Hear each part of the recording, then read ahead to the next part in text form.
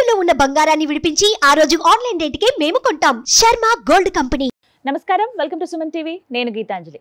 ప్రస్తుతం మనతో పాటు శ్రీచక్రపీఠం వ్యవస్థాపకులు, ప్రముఖ జ్యోతిష్యులు డాక్టర్ ప్రదీప్ జోషి గురువు గారు ఉన్నారండి. వారితో మాట్లాడి సోమవతి అమావాస్య డిసెంబర్ 30వ తారీఖున ఆ రోజున ఖచ్చితంగా అందరూ పాటించవలసిన నియమాలు ఏంటి, ఆ రోజు విశేషం ఏంటి, అలాగే ఎటువంటి పరిహారాలు చేసుకుంటే మంచిది గురుగారి మాటల్లో విని తెలుసుకుందాం. గురుగారు నమస్కారం అండి. శ్రీమాత్రే. డిసెంబర్ 30వ తారీఖున అమావాస్య, ఇది కూడా సోమవారంతో కూడుకున్నది కాబట్టి సోమవతి అమావాస్య ఇలాంటి వారు చెప్తే తెలుసుకున్నాను.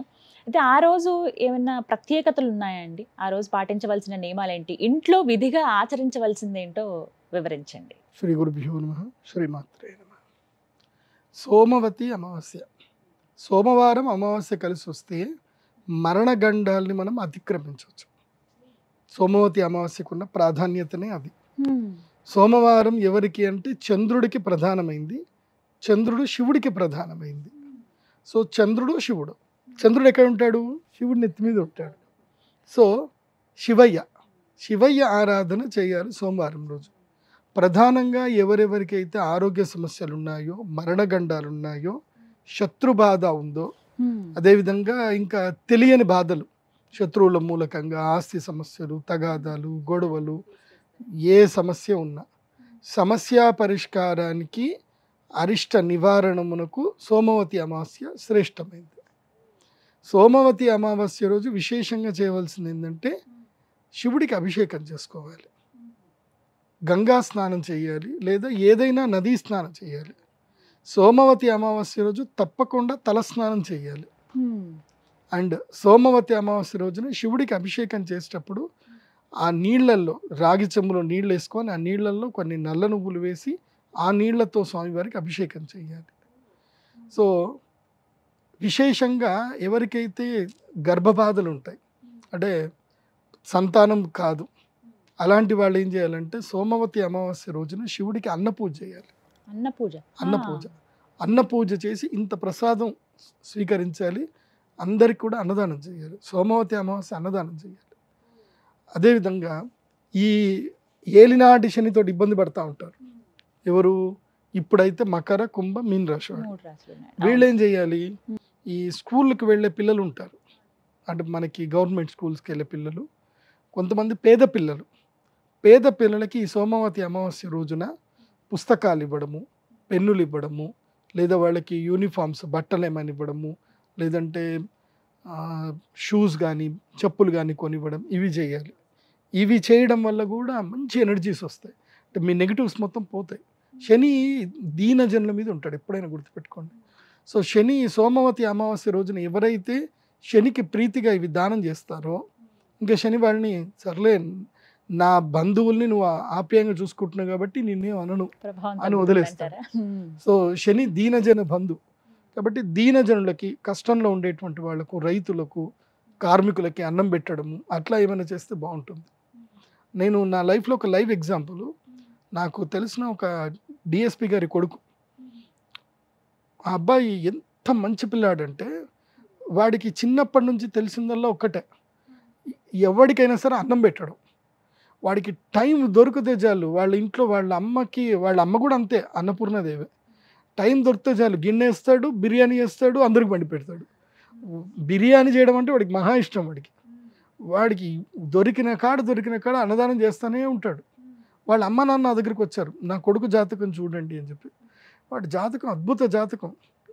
మా కొడుకు పెళ్ళి అవ్వట్లేదండి, ఏం పెళ్లి చేయాలంటే, మీ కొడుకు పెళ్ళి అవ్వట్లేదు, అన్నీ మర్చిపోండి, మీ కొడుకు జీవితకాలానికి సరిపడ పరిహార పూజలు చేస్తున్నాడు. సో ఏ పూజలు చేయాల్సిన అవసరం లేదు. ఆల్రెడీ వాళ్ళమ్మ, గురుగారు చాలా కమర్షియల్ గురుగారు అని చెప్పి 3 లక్షల చేతిలో పెట్టుకొని వచ్చింది అమ్మ. వాళ్ళమ్మ ఎక్కడ, వీళ్ళు సరూర్ నగర్లో ఉంటారు. 3 లక్షల చేతిలో పెట్టుకొని వచ్చింది ఆవిడ. చేసేద్దాం గురుగారు, కుజదోషం ఉందంటే ఏముందంటే, ఏమీ అవసరం లేదు, మీ వాడు జీవితకాలానికి చేయవలసిన పరిహారాలన్నీ చేస్తున్నాడు, మంచి అమ్మాయి దొరుకుతుంది, మంచి పిల్లలు పుడతారు, మీరేం టెన్షన్ పడకండి, మీ కన్సల్టేషన్ ఫీజు వరకే తీసుకుంటున్నాను, ఏ పరిహారాలు అవసరం లేదని చెప్పాను. అదేంటి గురుగారు మీరు పరిహారం లేదంటున్నారంటే, నేను డేట్ కూడా రాసిచ్చా, ఈ డేట్కి నీ కొడుకు పెళ్ళి అవుతుంది, ఈ డేట్ వరకు నీ కొడుకు ఇంత సంపాదిస్తాడు, ఇవి జరగకపోతే నా దగ్గరికి రా, అప్పుడు నేను పూజలు చేయిస్తా అని చెప్పాను. ఆవిడ ఏంది డబ్బులు ఇచ్చినా తీసుకోకుండా పోతున్నారు గురుగారు వెళ్ళిపోయింది. తర్వాత వాడికి మంచి సంబంధం, సడన్గా సెటిల్ అయింది, ఎంత మంచి అమ్మాయో, మంచి అమ్మాయి పెళ్లి చేసుకుంటే అసలు ఆ అమ్మాయి ఎంత ప్రేమ ఉంటుందో అబ్బాయితోటి. వీడు అన్నదానం చేస్తుంటే ఆమె ఇంకా డబుల్ దానం చేస్తుంది ఆమె. సో వాడికి డబ్బులు కూడా అట్లనే వస్తూనే ఉంటాయి, సంపాదిస్తాడు, డబ్బులు వస్తాయి, ఖర్చు పెడతాడు. నా లైఫ్లో చూసిన ద బెస్ట్ ఎగ్జాంపుల్ అన్నదానానికి కొదవలేదు అని. అట్లాగే మన జగన్ గురూజీ గారు ఉంటారు, హైదరాబాద్కి ఆయన ఏమీ లేకుండా వచ్చారు. ఆయన ఇప్పటికీ ఎవరైనా ఇంటికి వచ్చి అన్నం అడిగితే లేదు అని అన్నారు. అందరికీ అన్నదానం చేస్తూ ఉంటారు. అన్నపూర్ణాదేవి గుడి కట్టారు ఆయన. ఆయన స్థాయికి ఎంత అద్భుతమైన కేపీహెచ్బి కాలనీలో ఒక పెద్ద యోగాశ్రమం కట్టారు. అదంతా శక్తి ఏది అంటే అన్నదానం శక్తి. అందుకే సోమవతి అమావాస్య రోజున, అది కాకుండా ఎప్పుడైనా సరే టైం దొరికినప్పుడల్లా అన్నదానం చేయండి, కడుపు నింపండి. ఎందుకోసమంటే ఈ ప్రపంచంలో అందరికీ ఉన్న ఒకే ఒక్క బాధ ఏంటంటే ఆకలి. అన్ని జీవరాశులకి ఆకలి. అవును. కాబట్టి అందరికీ అన్నదానం చేయండి, జంతువులకు పెట్టండి, అన్ని చేయండి, కడుపు నింపండి. మీకు ఏ జ్యోతిష పండితు దగ్గరికి వెళ్ళాల్సిన అవసరం లేదు, గుడికి కూడా పోవాల్సిన అవసరం లేదు. కడుపు నింపినటువంటి వాడు అంటే గర్భాలయం నింపితే చాలు, ఇంకా ఎక్కడికి వెళ్ళాల్సిన అవసరం లేదు. కడుపు నింపితే చాలు, దేవుడు నీ దగ్గరికి వచ్చి పక్కన కూర్చుంటాడు. ఎందుకోసమంటే ఆయన చేసే పని నువ్వు చేస్తున్నావు కదా అని. ఎందుకోసమంటే ఆయన చేసే పని కూడా అంతే కదా. సో సోమవతి అమావాస్య రోజు అన్నం పెట్టండి. ఇంకొక విశేషం ఏంటంటే శత్రుబాధ ఉంది, భయంకరమైన శత్రుబాధ, గ్రహ బాధలు ఉన్నాయి, అసలు ఏది జరగట్ల, ఏ పని జరగట్లే, ఏదో ఒక సమస్య. బగలాముఖి దేవి పూజ చేయండి సోమవతి అమావాస్య రోజు. ఎవరైనా చేయవచ్చు, ఎవరైనా చేయొచ్చు. బగలాముఖి సాధన అంటే మంత్ర సాధన గురువు గారు చేస్తారు. మీరు తెల్ల ఆవాలు, ఇప్ప పువ్వు, తోక మిరియాలు అవి వేయడం మీ పని. మంత్రానికి మీరు జస్ట్ అభిస్ నివేదన చేయండి, గురువు ఆశీర్వాదం తీసుకొని వెళ్ళండి. మాల ఇస్తారు, పసుపు మాల ఇస్తాము, తర్వాత బగలాముఖి లాకెట్ ఇస్తాం, తీసుకొని వెళ్ళిపోండి, మీ పని జరిగిపోతాయి. సో బగలాముఖి సాధన చేయండి, అమ్మ అనుగ్రహం. అందుకో ఎంతవరకు ఇవ్వాలో అంతే ఇస్తా నేను. బగలాముఖి పెద్ద యంత్రాలు అవేమి ఇవ్వను నేను. సాధారణంగా మనన చేసుకోవచ్చు, అమ్మవారిని స్మరించుకోవచ్చు. బగలాముఖి మంత్రము మేము ఉపదేశం చేస్తాము, చేసినప్పుడు చేస్తే సరిపోతుంది. బగలాముఖి మంత్రోపదేశం చేస్తాం.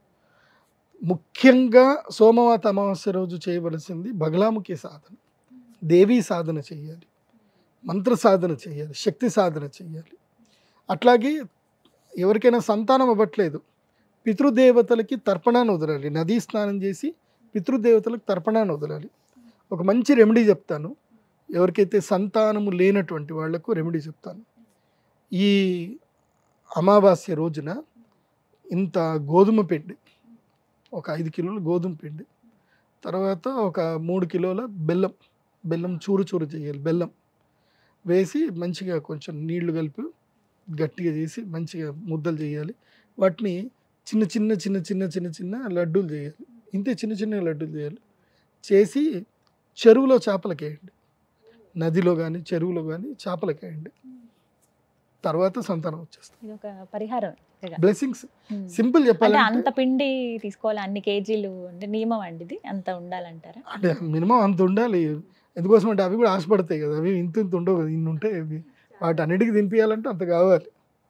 5 కేజీలు పెద్దగా ఏం కాదండి, 500 రూపాయలు అయిపోతుంది. ఇది 5 కేజీల పిండి నాకు తెలిసి 300 రూపాయలు వస్తుంది. 3 కేజీల బెల్లము 200 రూపాయలు వచ్చేస్తుంది. నీళ్ళు అయితే దేవుడు ఫ్రీగానే ఇచ్చాడు, ఇంకేం కావాలి. 500 రూపాయలు అయిపోతుంది, చిన్న రెమెడీ. చేపలకు తినిపించండి. ఎందుకోసమంటే ఈ ప్రపంచంలో విరివిగా సంతానాన్ని కనేటివి చేపలే. వాటి ఆశీర్వాదం వస్తే సంతానం అయిపోతుంది. కాబట్టి చాలా విశేషం అయితే ఎన్నో రకాల లాల్ కితాబ్లో చెప్తారు, ఇవన్నీ కూడా పరిహారాలు ఉంటాయి, చేయండి. ఇవన్నీ మంచి పరిహారాలు తీసుకోండి. ఈ రోజు ప్రత్యేకించి సోమవతి అమావాస్య రోజు చెయ్యకూడని పనులు ఏమైనా ఉన్నాయా గురుగారు? అస్సలు ఈ పనులు మాత్రం చేయకండి అన్నటువంటివి ఏమైనా ఉన్నాయా? సంసారం చేయకూడదు, మాంసం తినకూడదు, అండ్ ఎలాంటి అగ్రిమెంట్ చేయకూడదు, సిగ్నేచర్లో అగ్రిమెంట్ చేయకూడదు, ఎవరికి అప్పులు ఇవ్వకూడదు, అండ్ 4 కూడళ్ళు దాటకూడదు. ఇవి చాలా కీలకమైనవి. దిష్టి తీసుకోవచ్చు కానీ కూడలు దాటకూడదు. అది నిమ్మకాయలు, ఎండుమిరపకాయలు, నిమ్మకాయలు, తర్వాత 4 కూడళ్ళు 5 గుడ్లు పెడతారు కొంతమంది, అవి దాటకూడదు. అమావాస్య రోజు ఇందాక అన్నారు మీరు దిష్టని, కొంతమంది గుమ్మడికాయ దిష్టని, ఇలా రకరకాల దిష్టిలు తీసి పడేస్తుండే. ఆ రోజున చేయొచ్చా అండి అమావాస్య రోజు? చేయాలి. దిష్టి ఉంటే అమావాస్య రోజు తీపించుకోవాలి. ఎండుమిరపకాయలు, తర్వాత ఉప్పు చేసుకోవాలి. చాలామంది ఇది ఒకటి చేస్తారు, ఈ నిమ్మకాయలతో తీసి 4 మూడల్లో పెడతారు. అట్లాంటివి చేయకండి. ఇప్పుడు నీ కష్టం పోతుంది సరే, ఇంకోటి కష్టం వస్తుంది కదా, ఇంకోటి కష్టం వస్తే అది అది మంచిది కాదు కదా. మళ్ళీ అదొక పాపం. అదొక పాపం. సింపుల్ రెమెడీ చేసుకోండి. ఎండుమిరపకాయలు, కల్లుప్పు ఇవి తీసుకోండి, డిష్ తీసుకోండి, ఎండుమిరపకాయలు నిప్పులో వేయండి, కల్లుప్పు నీళ్ళలో వేసేయండి, అయిపోయి అక్కడిదక్కడికి క్లియర్. వేరే వాళ్ళు ఎవరికి కూడా రాదు. ఇప్పుడు ఇంకో ఇంట్లో ఏడుపు వస్తే అది మనకు మంచిది కాదు కదా. సో మన అరిష్టం పోయింది అని మనం 4 నిమ్మకాయలు పెడితే అది దాటి వెళ్ళినడికి వాడికి కూడా కష్టమే కదా. చేయకూడదు అట్లా. అట్లా చేయకండి. ఆ ప్రజల్లో అదొక రకమైన భయాందోళనకు సంబంధించిన భావనలు తీసుకురాకండి. అలాంటి ఎవరు చేయకండి, పిచ్చి పిచ్చి చేయకండి. మరి బగలాముఖి అమ్మవారి పూజ, ఎందుకంటే అన్ని చోట్ల అది వీలు కాదండి, మాకు ఫస్ట్ తెలియాలి కదా ఎక్కడ జరుగుతుంది ఏంటి అనేది. బగలాముఖి అమ్మవారి పూజ శ్రీ విద్య తెలిసిన వాళ్ళ దగ్గరనే చేసుకోవాలి. శ్రీచక్రం ఉండాలి, అక్కడ అమ్మవారు ఉండాలి. కాబట్టి మా శ్రీచక్ర పీఠంలో నిజామాబాద్లో మా అమ్మవారి దేవస్థానం ఉంది. అక్కడ ప్రతి అమావాస్య బగలాముఖి పూజ చేస్తాము. ప్రతి అమావాస్య. ఎందుకోసం అంటే ఈ మధ్య కంప్లైంట్లు ఎక్కువైపోయాయి. కంప్లైంట్ దారి చాలా ఎక్కువైపోయాయి. పోలీస్ స్టేషన్కి వెళ్తున్నారో లేదు తెలియదు కానీ మా దగ్గరికి మాత్రం భయంకరంగా వచ్చేస్తున్నారు.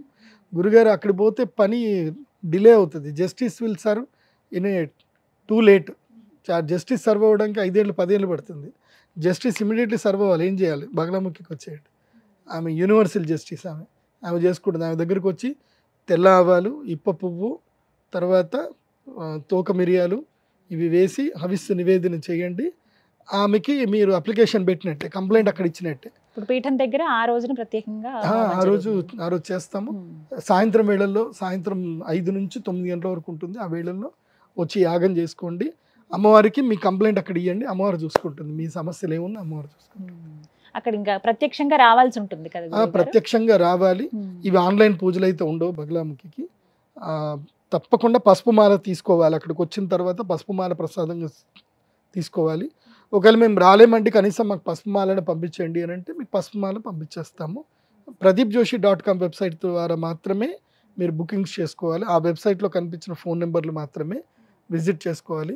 ఇప్పుడు సుమన్ టీవీలో నా ఫోన్ నెంబర్ ఇస్తున్నారు, కానీ ఏం చేస్తున్నారంటే మన వీడియోని ఇంకో దగ్గర కాపీ చేసుకొని వాళ్ళ ఫోన్ నెంబర్ చేసుకొని అవి షార్ట్స్ చేసుకుంటున్నారు.